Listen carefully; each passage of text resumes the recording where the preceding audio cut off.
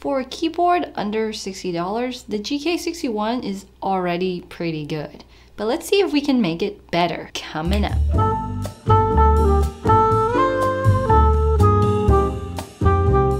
Hey guys, this is Betty from Switch and Click, and this is the GK61. It's a really well-known popular keyboard for gaming, typing, and everything else under the sun, but especially for gaming.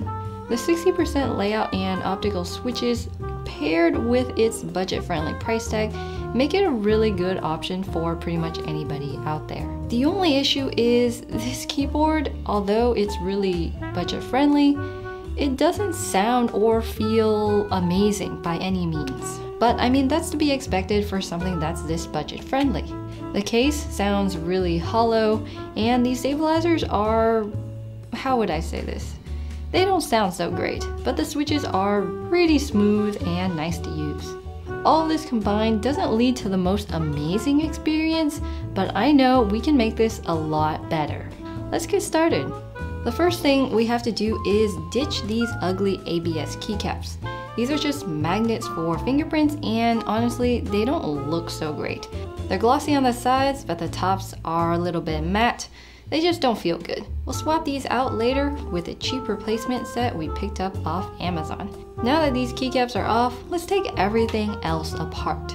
Let's take out the screws and switches, which is a pretty easy process once the keycaps are off. Just make sure you pick up a versatile screwdriver kit. Next up, this case really desperately needs help. It's super hollow sounding and there's a lot of empty space here. We'll add some foam inside the case, so let's take out the PCB and cut up some packing foam to dampen the sound.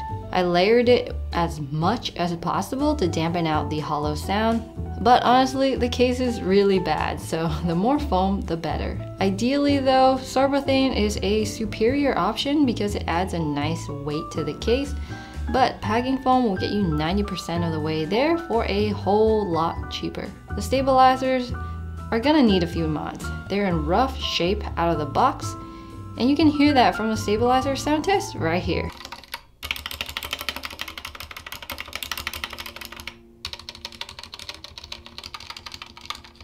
The plate mounted stabs can be removed, clipped, and lubed with dielectric grease or Krytox 205G0 if you have that kind of money to improve the feel. The stabs are already factory lubed, but the whole process was just sloppily done and all the lube they put on there doesn't really do much. So to fix this, I wiped off the excess lube and proceeded with the mods that I want to do. After clipping and lubing the stabilizers, they're ready to go back in. The spacebar really was extra loud and rattly, so I even did the Band-Aid mod despite not really enjoying the way that makes it feel. It's super mushy, but hey, the sound is a lot better. Now that the stabs are done, it's time to lube the switches. Now this part takes a lot of time. It took about an hour and a half to do this with 2 people, so it's pretty crazy. The keyboard comes with Gateron Optical Reds, which already are a pretty decent switch.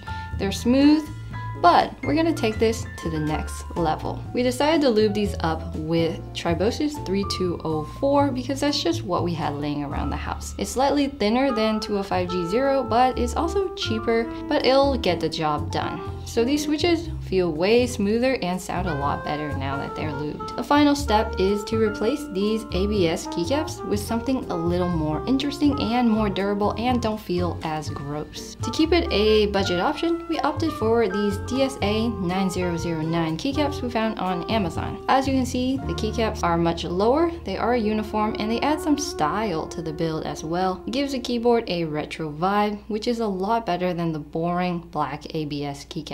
Just look how good it turned out. If you like the way they look, just wait till you hear that sound test, where the real magic's at.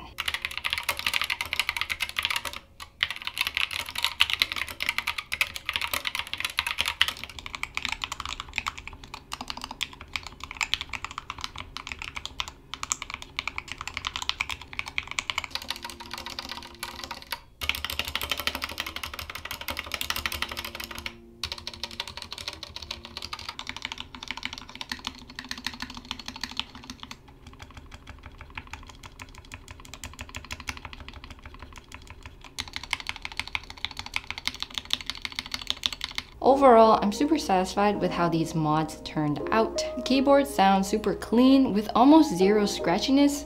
The case has more weight to it, and these stabilizers made the biggest improvement. Sounds so much different. No more rattle noises, no more, ugh, I really don't like the way that sounds kind of spacebar. It's much better. The only awkward part of these mods is that the DSA keycaps aren't shine through, so the RGB is not going to shine through them, and the legends will be a little bit difficult to see, especially in dim lighting. But the PBT plastic feels a lot more durable and just better for the fingertips in general. No more of that nasty grimy stuff. But if you do prefer going the RGB route, I recommend the Drop Skylight keycaps or the Taihao shine through keycaps. All in all, modding a $60 keyboard can get you a lot closer to a custom keyboard. It's not perfect by any means, and it's not super amazing by any means, but it sure sounds a lot better than when it started. Also, you don't have to put in a ton of money either. The board's only 60 bucks, and maybe all these supplies are like $20, and then depending on the keycaps that you get, that might cost a lot more. But if you already have a GK61, just know that you can make it better. I recommend you do take the time to do these mods and see how much of a difference it would make. So if you are on a budget, picking a budget-friendly, hot swappable keyboard is definitely the way to go. With that, you can pick up some supplies as well from your local hardware store and see what kind of difference you can make to your board. You can pick different kinds of foam, different lubricants, different mods you can do. Alongside that, you can also play with desk mats and cables too. You can check the description box down below for a link to all of the recommended tools that we use to mod our stabilizers, lube our switches, build keyboards, and all of that. Hope you enjoyed the video, hope it was helpful. But if you enjoy the kinds of content that we make here at Switch and Click, consider supporting us on Patreon. It really allows us to do what we do without having to worry about paying for bills on these sides, such as internet. That's a big one. Internet and electricity are definitely really big ones, so check out our Patreon link. There are a lot of perks there that you might enjoy. But thank you to our patrons for making this possible. And as always, I'll see you in the next one. Bye!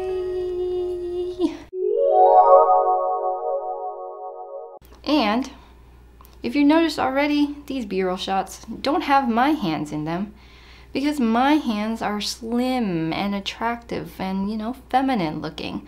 But the hands that are in all these shots, you know, they're not mine. They're different. They're bigger.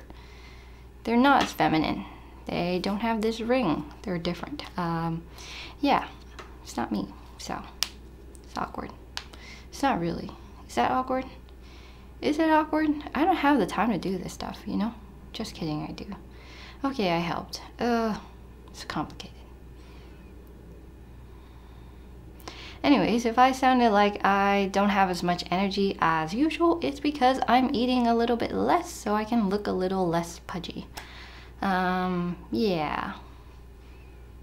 we're gonna not talk about that either. You know, while doing these kinds of videos, I learned that you gotta give mad respect to Wildcat and Tay keyboards. They really know what they're doing. Recording this kind of stuff is really hard. And halfway through, I really just wanted to scrap the whole idea and be like, nah, I'm not doing it. But you know what? A video is a video, and we gotta release something out, right? So here it is. And now this is getting really awkward.